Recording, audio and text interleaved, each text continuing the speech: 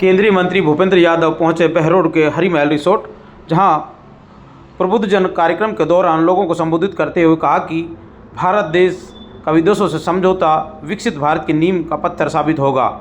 इस दौरान उन्होंने कहा कि बहरोड में जनसंवाद कार्यक्रम में आए लोगों को प्रधानमंत्री नरेंद्र मोदी का विजन 2047 है, जो विकसित भारत की ओर जा रहा है। साथ ही बजट में किसानों, युवाओं, उद्यमियों को लेकर सरकार ने पूरा ध्यान रखा है, जिससे आने वाले समय में विकसित भारत की जताया। और आगे केंद्रीय मंत्री के बहरोड पहुंचने पर आपको बता दें कि बीजेपी कार्यक्रम इस दौरान का जोरदार स्वागत किया। पदाधिकारियों के द्वारा कार्यक्रम के बाद भूपेंद्र यादव का फूल मालाओं से जोरदार स्वागत किया।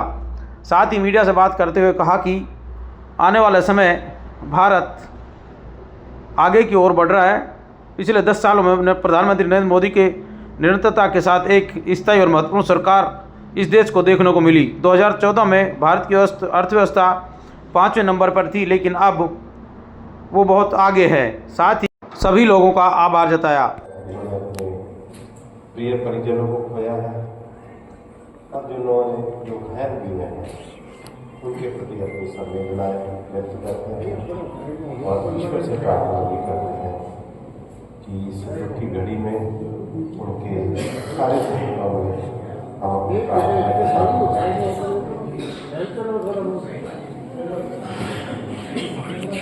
आज भारतीय जनता पार्टी के हमारे उत्तर जिले के द्वारा प्रबुद्धजनों के साथ एक बजट पे संवाद रखा है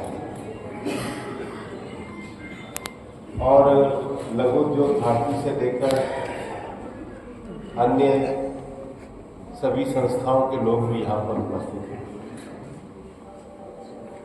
बजट किसी भी सरकार का देश को चलाने का एक आर्थिक विजन होता है।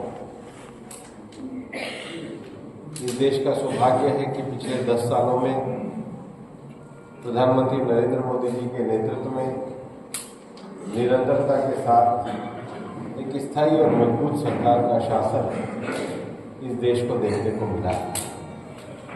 और यही कारण है कि 2014 में जब भारत की अर्थव्यवस्था को दुनिया में देखा जाता था तो ये कहा जाता था कि दुनिया की 5 फ्रजाइल इकोनॉमी, मतलब डगमगाती हुई जो इकोनॉमी है उसमें भारत का नाम आता है।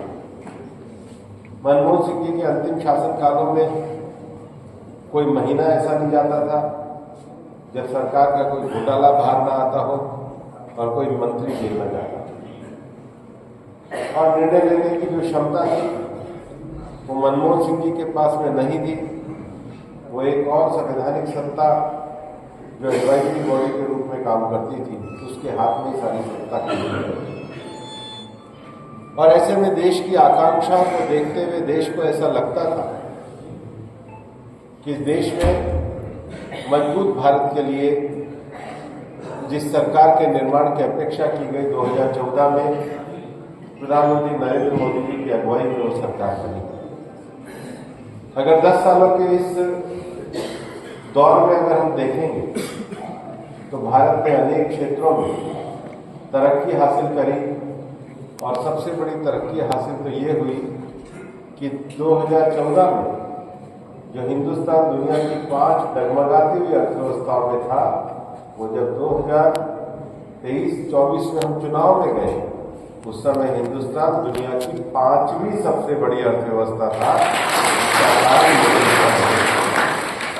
पर हमने देखा भी है कि अमेरिका के राष्ट्रपति जी ने भी अभी जिस प्रकार से प्रधानमंत्री जी का स्वागत किया और अनेक क्षेत्रों में भारत के साथ जो समझौते हुए वो भविष्य के एक विकसित भारत के संकल्प के लिए नींव का पत्थर साबित होंगे। तीसरे कार्यकाल में जो पहला बजट हम सबके सामने, पूरा बजट हम सबके सामने आया है, उसमें अर्थव्यवस्था के अलग अलग क्षेत्रों को संबोधित किया गया। सबसे बड़ी बात है कि देश में इस बजट में कोई ऐसा जिला नहीं रहेगा जहां कुछ ना कुछ ना मिले। कृषि क्षेत्र में प्रधानमंत्री धन धान्य कृषि योजना को जारी बनाया गया है। 100 सबसे ज्यादा जो उत्पादकता वाले विशेष जिलों का चयन किया जाएगा और किसानों को विशेष बेहतर ऋण सुविधाएं, उपज और सिंचाई के साधनों को उपलब्ध कराया जाएगा। लेकिन जो कृषि की इस समय लागत बढ़ने का एक बहुत बड़ा कारण है कि किसानों को अच्छी उत्पादकता के बीज चाहिए। इस बजट में विशेष रूप से सरकार के द्वारा उस बीज का भी प्रबंधन किया गया है। उसके साथ ही साथ आज हम देख रहे हैं कि ग्रामीण क्षेत्र से बहुत ज्यादा पलायन हो रहा है। उस पलायन के कारण ग्रामीण क्षेत्र में रोजगारों के अवसरों को दिलाने के लिए विशेष रूप से 100 कृषि आधारित जिलों को कवर किया जाएगा। और हमारे देश में अगर हमको कृषि क्षेत्र में ज्यादा संपन्नता लानी है तो विशेष रूप से दाल के दलहन के क्षेत्र में, कपास के क्षेत्र में, फलों और सब्जियों के क्षेत्र में और मछली पालन एक बहुत बड़ा उद्योग है, उस क्षेत्र में एक नई योजनाएं सरकार के द्वारा लाई गई। लेकिन किसानों को यह भी लगता था कि जितनी कृषि के किसान क्रेडिट कार्ड की जो सीमा है वो किसान क्रेडिट कार्ड की सीमा को बढ़ाई जाए, ऐसी बहुत सारे किसान संगठनों की मांग थी और इसलिए किसान क्रेडिट कार्ड की सीमा को बढ़ाने का भी काम किया।